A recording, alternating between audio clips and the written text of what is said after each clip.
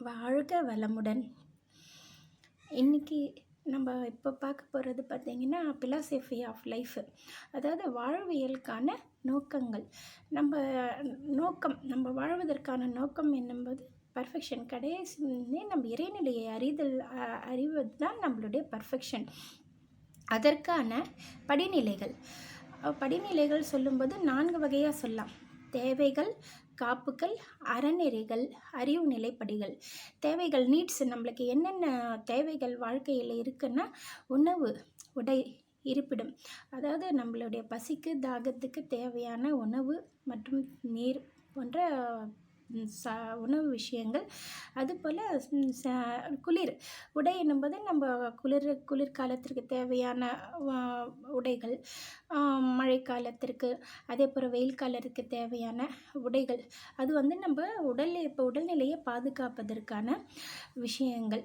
இருப்பிடம், நமக்கு தேவையான ஒரு குடும்பம், வீடு, அதாவது நம்மளுக்கு தேவையான மலமூத்திர ஜலங்கள் கழிப்பதற்காகட்டும், நம்முடைய குடும்ப வாழ்க்கைக்கான தேவைகளுக்காகட்டும் வீடின் ஒரு இருப்பிடம் அவசியம் தேவை.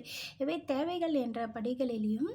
அதுக்கப்புறம் காப்புகள், நம்மளுக்கு காப்புகள் எதிலிருந்தெல்லாம் வேணும். அதர் உயிரினங்கள், தெருவில் நாய்க்கையிலிருந்து, மற்ற விலங்குகளிலிருந்து, இன்னும் சொல்லப்போனால் மனிதர்களிலிருந்தே நம்மளுக்கு சில மனிதர்களிலிருந்து பாதுகாப்புகள். அப்புறம் நேச்சுரல் டிசாஸ்டர்ஸு, இந்த குளிரில், மழையில், வெயிலில் இருந்தெல்லாம் ஒரு பாதுகாப்பு. அதே போல் இந்த விபத்துக்களிலிருந்து ஒரு பாதுகாப்பு. இவைகளுக்கு பாதுகாப்பாகவும். அடுத்து அறநெறிகள் சொல்லும்பொழுது ஒரு மனித வாழ்க்கைக்கு மிக முக்கியமான 3 விஷயங்களாக சொல்கிறது மொராலிட்டி, டியூட்டி, சேரிட்டி. நம்ம ஒழுக்கமாக வாழணும், நம்ம கடமை உணர்வோடு வாழணும், சேரிட்டியோடு வாழணும். ஒழுக்கமான வாழ்க்கை நமக்கு, நம்முடைய சமுதாயத்திற்கு மேம்படுவதற்காகவும், நம்மளுடைய கடமை சமுதாயத்திலிருந்து எண்ணற்றை பெற்று நம்ம உயர்ந்தமோ அவை திருப்பி செலுத்துவதே டியூட்டியாகவும், சேரிட்டி நம்மளை சார்ந்திருக்க பெரியவங்களாகட்டும், நம்மளுடைய குழந்தைகளாகட்டும், இல்லை சமுதாயத்தில் வாழ்வதற்கு மிகவும் சிரமப்படுகின்ற ஊனமுற்றவர்களுக்கோ மற்றவர்களுக்கோ உதவி செய்வதும் சேரிட்டி. இவை அறநெறிகளாகவும் செல்கின்றன. அறிவு நிலை படிகள் சொல்லும்போது ஃபெய்த்து, அண்டர்ஸ்டாண்டிங், பர்ஃபெக்ஷன். ஃபெய்த்து, நம்பிக்கை, கடவுள் மீது நம்பிக்கை வைத்து வழிபடுதல், அது பக்தி மார்க்கமாகும்.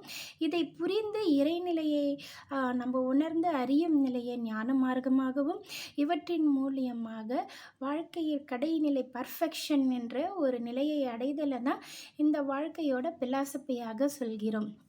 இதை நம்ம முழுமையாக உணரும்போது மிக சிறந்த முழுமை பெற்ற மனிதனாக வாழ்வோம் என்றது தான் இந்த பிலாசபி ஆஃப் லைஃபினுடைய நோக்கம். வாழ்க வளமுடன்.